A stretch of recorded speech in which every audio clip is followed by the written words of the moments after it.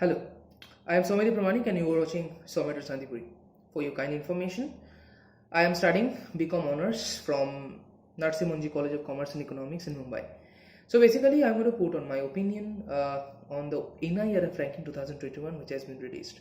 तो आप देख सकते हो जाके वेबसाइट में and that is available for each and every college, but except those who didn't participate in that criteria or rather that segment.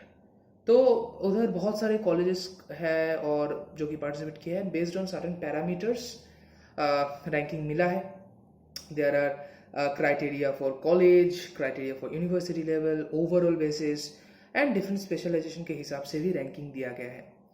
अभी बहुत सारे स्टूडेंट्स के अंदर एक कठिन सवाल, एक डाउट है, कन्फ्यूजन हो रहा है एंड दैट कन्फ्यूजन इज मैं जो कॉलेज में अभी एडमिशन लिया हूँ, okay, that college might have low rank, बहुत लो रैंक है. और ऐसा भी हो सकता है कि मैं एक कॉलेज में पहले एडमिशन लिया था, जैसे कि अभी हो रहा है, बहुत जन ऐसा ही कर रहे हैं, मैं भी ऐसा किया हूँ कि एक कॉलेज में मेरे को मिला, ओके, और उसको मैं चेंज करके और एक कॉलेज में चला गया, ओके. और अभी रैंकिंग निकालने के बाद देख रहा हूँ कि ये कॉलेज का तो रैंकिंग बहुत ऊपर है, ये कॉलेज का रैंकिंग तो बहुत नीचे है.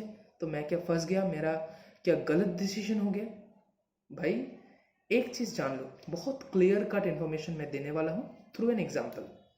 Suppose there was a competition and there was a criteria for certain competition and in that criteria okay somebody got well and उसका उस दिन लक था, उसका उस दिन थोड़ा बहुत अच्छा दिन था, तो वो टॉप कर गया वो कंपटीशन में.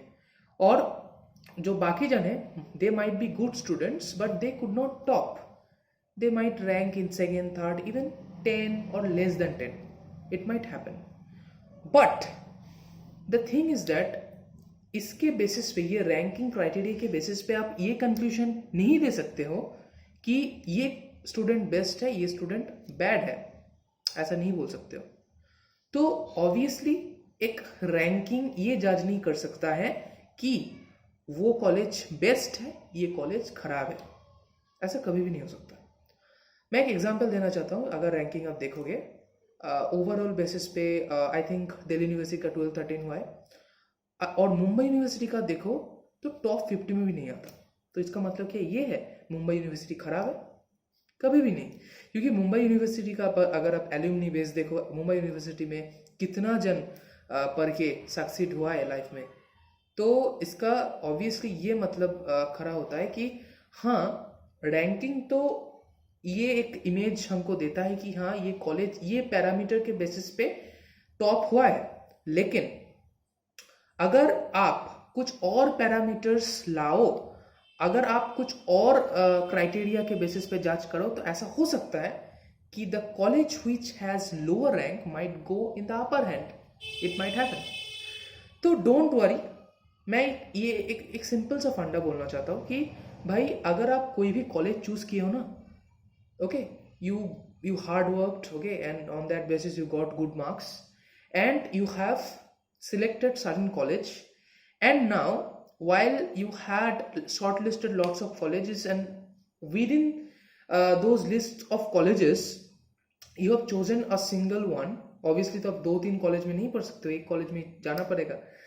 तो जो भी कॉलेज में आप एंटर किए हो, जो भी कॉलेज में एडमिशन लिए हो, you have taken certain decisions. आप रैशनल हो, आप सही जांच कर सकते हो, तो आप जजमेंट आपका खुद दिए हो और आप गाइडेंस भी लिए हो अपने पापा मम्मी से और टीचर्स लोगों से और जो इनसाइडर है, मतलब वो कॉलेज में पढ़े हुए हैं, उनसे भी गाइडेंस लिए हो और उसके बाद एक डिसीजन पे आए हो. तो obviously it is very much important that आप एक माइंड क्लियर कर लो कि रैंकिंग सब कुछ होता नहीं है. आपका जो मतलब अदर रिसोर्सेस है वो भी बहुत इंपॉर्टेंट है. तो आप तो ये बोल नहीं सकते हो ये कॉलेज बेस्ट है because it has ranking over here. तब तो आप बोलोगे होमी भाभा इंस्टीट्यूट बहुत खराब है क्योंकि इसका रैंक बहुत पीछे है. ऐसा थोड़ी होता है. एनएम कॉलेज बहुत खराब है क्योंकि उसका नाम ही नहीं है. बहुत सारे ऐसा भी कॉलेज है जो पार्टिसिपेट नहीं किया होगा, ओके. तो आप कभी भी ये बोल नहीं सकते हो कि ये खराब है, ये अच्छा है बेस्ड ऑन दैट। तो कभी भी अगर कोई कॉलेज सेलेक्ट करते हो, कोई भी डिसीजन लेना है, तो अच्छे से अपना जो खुद का क्वालिटेटिव जो क्राइटेरिया है उसको पहले नोट डाउन करो और अपना डिसीजन खुद लो, obviously by taking guidance of others, क्योंकि आप तो कॉलेज के बारे में जानते नहीं हो ना। तो जो उधर पढ़े हैं प्रोफेसर लोग हैं, थोड़ा कांटेक्ट करने का कोशिश करो। जो अभी प्रोफेशनली काम कर रहे हैं, ओके, सक्सेसफुल पीपल है, उससे बात करो, उनसे बात करो, तो आपको एक इंसाइट मिल जाएगा कि हाँ ये कॉलेज इसी प्रकार बेस्ट है, इसी प्रकार इसका मैं इसके लिए बना। तो मैं थोड़ा शॉक्ड हो गया कि श्रीराम कॉलेज ऑफ कॉमर्स, जो कि इंडिया का कॉमर्स के लिए बेस्ट कॉलेज माना जाता है, उसका रैंक 10th में है in terms of college, okay, but it is not the good way to look at this. Delhi university का रैंक 12th है, कॉलेजेस जो यूनिवर्सिटी का रैंकिंग हुआ था। तो ऑब्वियसली पैरामीटर के हिसाब से रैंकिंग हुआ है, तो इसमें ज़्यादा चिंता करने का कोई बात नहीं है, ओके। तो मैं ये बोलना चाहता हूँ, जैसे अगर मुंबई यूनिवर्सिटी की बात कर दे, तो मुंबई यूनिवर्सिटी तो कोई पढ़ेगा ही नहीं, फिर मुंबई यूनिवर्सिटी का टॉप बच्चा नहीं जाता है, कि 99% वाला बंदा नहीं जाता है, ऑब्वियसली जाता है। तो इसमें कोई चिंता करने का बात नहीं है भाई।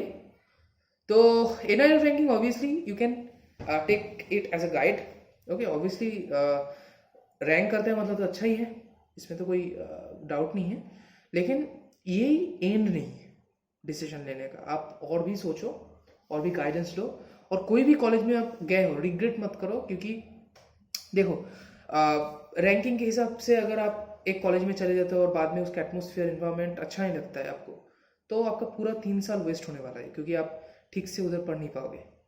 तो कॉलेज का सब कुछ डिटेल में देखो, प्रोस्पेक्टस पढ़ो, कॉलेज क्या ऑफर करना चाहते हैं और आपका रिक्वायरमेंट क्या है वो सुनो, और उसके बाद आप decision low. And that is for today. I would like to help you in educational and cultural way. तो यही मेरा ये चैनल का मुद्दा है, and thank you for providing me with 300 subscribers, and I look forward to more collaborations. Okay, so basically आज के लिए इतना ही, and तब तक के लिए बाय। अगर अच्छा लगा तो ये वीडियो को शेयर कीजिए जो भी डाउट में है अभी, और सब्सक्राइब कीजिए सौम्य.शांतिपुरी को। Thank you so much.